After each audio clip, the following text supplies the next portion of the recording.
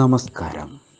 VHSE രണ്ടാം വർഷം marketing and financial service third മൊഡ്യൂളിലെ സെയിൽസ് ഫോർകാസ്റ്റിംഗ് എന്ന പാഠഭാഗത്തിലേക്ക് എല്ലാ വിദ്യാർത്ഥികൾക്കും സ്വാഗതം. ഈ പാഠഭാഗത്തിലൂടെ സ്പ്രെഡ്ഷീറ്റിലെ സെയിൽസ് ഫോർകാസ്റ്റിംഗ് ഫോർമുല ഉപയോഗിച്ച് എങ്ങനെ ഒരു വ്യാപാര സ്ഥാപനത്തിലെ ഭാവിയിലെ സെയിൽസ് മനസ്സിലാക്കാം എന്ന് പഠിക്കാം.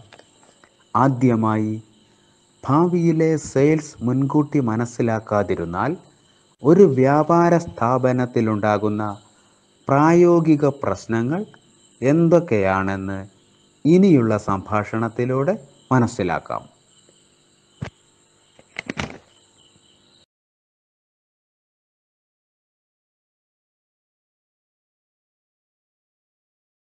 രാജേഷ്, എന്താണ് നീ ആലോചിച്ചുകൊണ്ടിരിക്കുന്നത്? ഇവിടെയൊക്കെ സ്റ്റോക്ക് നിറഞ്ഞിട്ടുണ്ട്, നടക്കാനോ പറ്റുന്നില്ലല്ലോ. വിൽപ്പന ഒന്നും നടക്കുന്നില്ലേ? ഇതെന്താ സ്റ്റോക്ക് വെറുതെ വാങ്ങിച്ചു കൂട്ടി വെച്ചിരിക്കുന്നത്? ഇങ്ങനെ സാധനങ്ങൾ ഡംപ് ചെയ്യരുത്. നോക്കൂ രാജേഷ്, ഇതിനെല്ലാം ഒരു സിസ്റ്റം വേണം. മാഡം, ഞാൻ ആലോചിച്ചുകൊണ്ടിരിക്കുന്ന അതാണ്. മാഡം, നമ്മുടെ ഓരോ ദിവസവും എത്രമാത്രം സെയിൽ നടക്കുമെന്ന് അറിഞ്ഞിരുന്നെങ്കിൽ ഒരുപക്ഷെ ഈ അവസ്ഥ വരില്ലായിരുന്നു. വിതരണക്കാർ ആണെങ്കിൽ ബിൽ തുക ചോദിച്ചുകൊണ്ടിരിക്കുന്നു. സെയിൽ നടക്കാതെ എങ്ങനെ നമ്മൾ അവർക്ക് പൈസ കൊടുക്കും? സാർ, സൺറൈസ് ബിസ്ക്കറ്റ് സ്റ്റോക്കില്ല. ഉടനെ നമ്മൾ പർച്ചേസ് ചെയ്യേണ്ടതാണ്. കസ്റ്റമേഴ്സ് ആവശ്യപ്പെട്ടുകൊണ്ടിരിക്കുന്നു. എല്ലായ്പ്പോഴും നമ്മുടെ ഷോപ്പിലെ സാധനങ്ങൾ ചിലപ്പോൾ ഷോർട്ടേജ് വരുന്നു. ആവശ്യക്കാർക്ക് വിൽക്കുവാൻ സാധിക്കാതെ വരുന്നു. രാജേഷ്, നമുക്കതിന് പ്രത്യേകിച്ചൊരു മാർഗം സ്വീകരിക്കേണ്ടത് ആവശ്യമാണ്. ഷോപ്പ് 5 കൊല്ലമായി ഇവിടെ പ്രവർത്തിക്കുന്നു. നമ്മുടെ കയ്യിൽ കഴിഞ്ഞ 5 കൊല്ലത്തെ സെയിൽസ് പർച്ചേസ് ഡാറ്റയുണ്ട്. അതിൽ നിന്ന് ഓരോ വിഭാഗം ഉൽപ്പന്നങ്ങളുടെ വിൽപ്പന ഏതെല്ലാം മാസങ്ങളിലാണ്, സീസണിലാണെന്ന് കൂടുതലും കുറവും എന്നത് ഉടൻ തയ്യാറാക്കുക. എത്ര തുകയ്ക്കുള്ളത് ഓരോ മാസത്തിലും വിൽപ്പന നടത്തിയിരുന്നു എന്ന ഡാറ്റ കഴിഞ്ഞ 5 കൊല്ലത്തെ ശേഖരിക്കുക. മാഡം, അത് എളുപ്പത്തിൽ തയ്യാറാക്കാം. എന്താണെന്നാൽ നമ്മുടെ കമ്പ്യൂട്ടറിൽ അതിന്റെ ബ്രേക്കപ്പ് കിട്ടും. ഇതാ 5 കൊല്ലത്തെ നമ്മുടെ സ്റ്റോറിലെ സെയിൽസ് ഡാറ്റ മന്ത്ലി ബ്രേക്കപ്പ് ആയിട്ട് തയ്യാറാക്കിയിട്ടുണ്ട്. സാറിന് കൊടുത്തേക്ക്. മാഡം, ഇതാ ശ്രുതി, അത് തയ്യാറാക്കിയിട്ടുണ്ട്.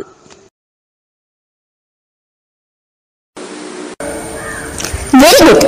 നോക്കൂ ശ്രുതി, ഇതിന്റെ സോഫ്റ്റ് കോപ്പി കമ്പ്യൂട്ടറിലുണ്ടല്ലോ. അതെ മാഡം. അതെ സർ.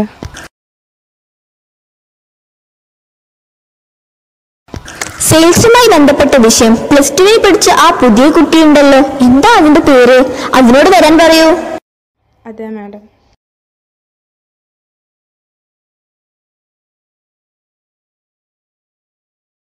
നിനയല്ലേ മാഡം? ഉടനെ പറഞ്ഞു വിടാം.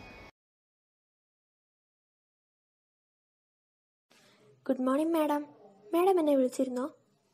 Hi Meena, good morning. കുട്ടി VHSEയിലെ സെയിൽസിന്റെ കോഴ്സ് പഠിച്ചതാണല്ലോ. ഏതാണ് ആ കോഴ്സിന്റെ പേര്? മാഡം, അത് MFS എന്നായിരുന്നു. ഇപ്പോൾ അത് സെയിൽസ് അസോസിയേറ്റ് എന്നാണ്. എന്താണ് മാഡം കാര്യം?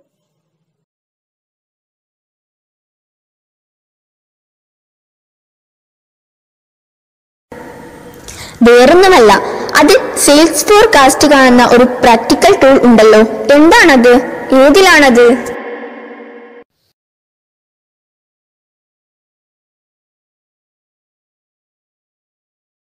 മാഡം, അത് സ്പ്രെഡ്ഷീറ്റിലാണ്. ഫോർകാസ്റ്റ് എന്ന ഒരു ഫോർമുലയാണ്.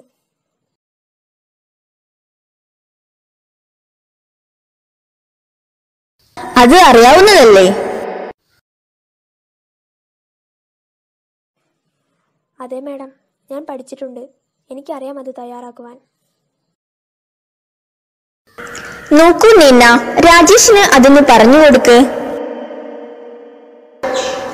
ഇതൊന്ന് ചെയ്ത് അടുത്ത മാസത്തെ സെയിൽസ് ഫോർകാസ്റ്റ് കണ്ടെത്തി അതിന്റെ റിപ്പോർട്ട് എന്നെ അറിയിക്കുക.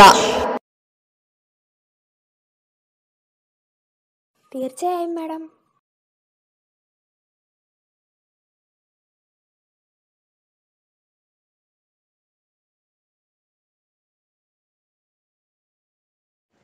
പ്രിയപ്പെട്ട വിദ്യാർത്ഥികളെ, ഒരു വ്യാപാര സ്ഥാപനത്തിലെ തൊഴിലാളികൾ തമ്മിലുള്ള സംഭാഷണം നിങ്ങൾ ശ്രദ്ധിച്ചുവല്ലോ.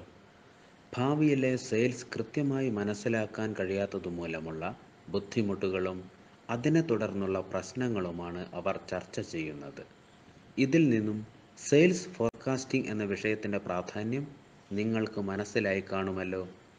ഇവിടെ സ്പ്രെഡ് ഷീറ്റിൻ്റെ സഹായത്തോടെ കഴിഞ്ഞ കുറച്ച് വർഷങ്ങളിലെ സെയിൽസ് ഡാറ്റ ഉപയോഗിച്ച് വരും വർഷങ്ങളിലെ സെയിൽസ് എങ്ങനെ ഫോർകാസ്റ്റ് ചെയ്യാം എന്ന് നോക്കാം. ഈ വീഡിയോയുടെ അവസാനം നൽകിയ പ്രൊസീജിയർ പ്രാക്ടിക്കൽ റെക്കോർഡിൽ നിങ്ങളുടെ അധ്യാപകൻ്റെ നിർദ്ദേശപ്രകാരം എഴുതുക.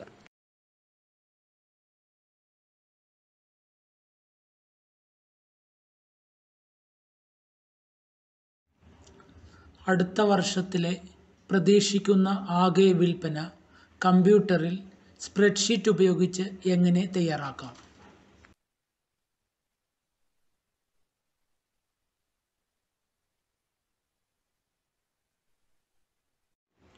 സ്പ്രെഡ്ഷീറ്റിൽ സെയിൽസ് ഫോർകാസ്റ്റിംഗ് കണ്ടെത്തുന്നതിനുള്ള സൂത്രവാക്യം sales forecasting = forecast bracket open ചെയ്യുക x, given y, given x bracket close ചെയ്യുക.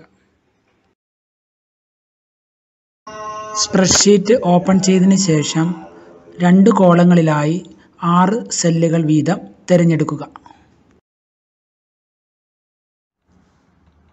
ആദ്യത്തെ കോളങ്ങളുടെ കീഴിലുള്ള സെല്ലുകളിൽ വർഷങ്ങൾ രേഖപ്പെടുത്തുക. ഇവിടെ രേഖപ്പെടുത്തേണ്ടത് 2016 മുതൽ 2020 വരെയുള്ള വർഷങ്ങളാണ്. രണ്ടാമത്തെ കോളത്തിലുള്ള ആദ്യത്തെ 5 സെല്ലുകളിൽ അതാത് വർഷത്തെ സെയിൽസ് ടേൺ ഓവർ രേഖപ്പെടുത്തുക. അടുത്തതായി സ്പ്രെഡ്ഷീറ്റിലെ ഫോർകാസ്റ്റ് എന്ന സൂത്രവാക്യം ഉപയോഗിച്ചുകൊണ്ട് വരുന്ന വർഷത്തിലെ പ്രതീക്ഷിക്കാവുന്ന വിൽപ്പനയുടെ തുക കണ്ടെത്തുന്നതാണ്. രണ്ടാമത്തെ കോളത്തിലെ തുടർച്ചയായ സെല്ലുകളിലായി കഴിഞ്ഞ വർഷങ്ങളിലെ വിൽപ്പനയുടെ തുകയെന്ന ഡാറ്റ രേഖപ്പെടുത്തുന്നു. ഈ പ്രവർത്തന പ്രകാരം 2021 എന്ന വർഷത്തിലെ സെയിൽസ് ഫോർകാസ്റ്റിനായി പ്രതീക്ഷിക്കുന്ന വിൽപ്പനയുടെ തുക കണ്ടെത്താം. സെയിൽസ് ഫോർകാസ്റ്റിംഗ് തുക കണ്ടുപിടിക്കുവാനുള്ള രണ്ടാമത്തെ കോളത്തിലെ അവസാനത്തെ സെല്ലിൽ സ്പ്രെഡ്ഷീറ്റിലെ ഫോർകാസ്റ്റിംഗ് സൂത്രവാക്യം രേഖപ്പെടുത്തുന്നു. ഫോർകാസ്റ്റിംഗ് ചെയ്യപ്പെടുന്ന വർഷത്തെ രേഖപ്പെടുത്തിയിരിക്കുന്നത് x ആയും ലഭിച്ചിരിക്കുന്ന മുൻ വർഷങ്ങളിലെ വിൽപ്പനയുടെ തുകയായ ഡാറ്റയെ ഗിവൺ y എന്നും അവയ്ക്ക് നേരെയുള്ള വർഷങ്ങളെ ഗിവൺ x എന്നും ഈ ഫോർകാസ്റ്റിംഗ് സൂത്രവാക്യത്തിൽ പ്രതിനിധാനം ചെയ്യുന്നു.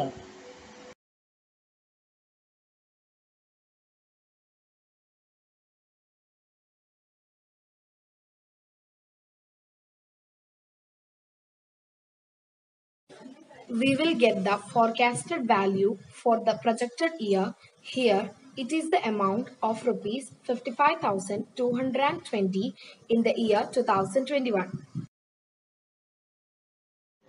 കഴിഞ്ഞ 5 വർഷത്തെ വിൽപ്പനയുടെ തുകയായി രേഖപ്പെടുത്തിയിരിക്കുന്ന രണ്ടാമത്തെ കോളത്തിലത്തെ 5 സെല്ലുകൾ സെലക്ട് ചെയ്യുക. ഇനി നമുക്ക് ട്രെൻഡ് ലൈൻ എങ്ങനെയാണ് ഗ്രാഫിൽ സെറ്റ് ചെയ്യുന്നതെന്ന് നോക്കാം. സ്പ്രെഡ്ഷീറ്റിലെ ഇൻസെർട്ട് മെനു സെലക്ട് ചെയ്ത് അതിൽ ഗ്രാഫ്, ലൈൻ ഗ്രാഫ് ആദ്യത്തേത് സെലക്ട് ചെയ്യുക.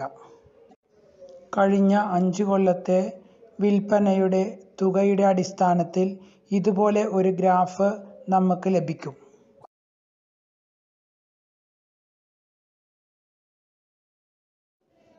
ഗ്രാഫിൻ്റെ അനുബന്ധ വിവരങ്ങൾ ചേർക്കുന്നതിനായിട്ട് ഗ്രാഫിൻ്റെ വലതുഭാഗത്ത് മുകളിലായിട്ട് ഒരു പ്ലസ് ചിഹ്നം നിലനിൽക്കുന്നുണ്ട്. പ്ലസ് ചിഹ്നം ക്ലിക്ക് ചെയ്യുമ്പോൾ ഈ സ്ലൈഡിൽ കാണിച്ചിട്ടുള്ളതുപോലെ ചുവന്ന വൃത്തത്തിൻ്റെ അകത്ത് 2 മെനു കാണുവാൻ സാധിക്കും. ഗ്രാഫിൻ്റെ അനുബന്ധ വിവരങ്ങൾ രേഖപ്പെടുത്തുവാനുള്ള ഈ സബ് മെനുവിൽ നിന്ന് ആവശ്യമുള്ള വിവരങ്ങൾ തിരഞ്ഞെടുക്കുക. ഇവിടെ പ്രധാനമായിട്ടും തിരഞ്ഞെടുക്കേണ്ടത് ട്രെൻഡ് ലൈനും അതിൻ്റെ ഏത് വിധത്തിലുള്ള ട്രെൻഡ് ലൈനാണ് സെലക്ട് ചെയ്യേണ്ടതെന്നാണ് നമ്മൾ തിരഞ്ഞെടുക്കേണ്ടത്. ചുവന്ന വൃത്തത്തിൽ രേഖപ്പെടുത്തിയിരിക്കുന്ന ലീനിയർ ഫോർകാസ്റ്റ് സെലക്ട് ചെയ്യുക. ഇവിടെ നമുക്ക് തൊട്ടടുത്ത വർഷങ്ങളിലെ സെയിൽസ് ഫോർകാസ്റ്റിംഗ് ട്രെൻഡ് ലൈനിലൂടെ കണ്ടെത്തുവാൻ സാധിക്കുന്നു. Here we show in this part how to write the procedure in our practical book.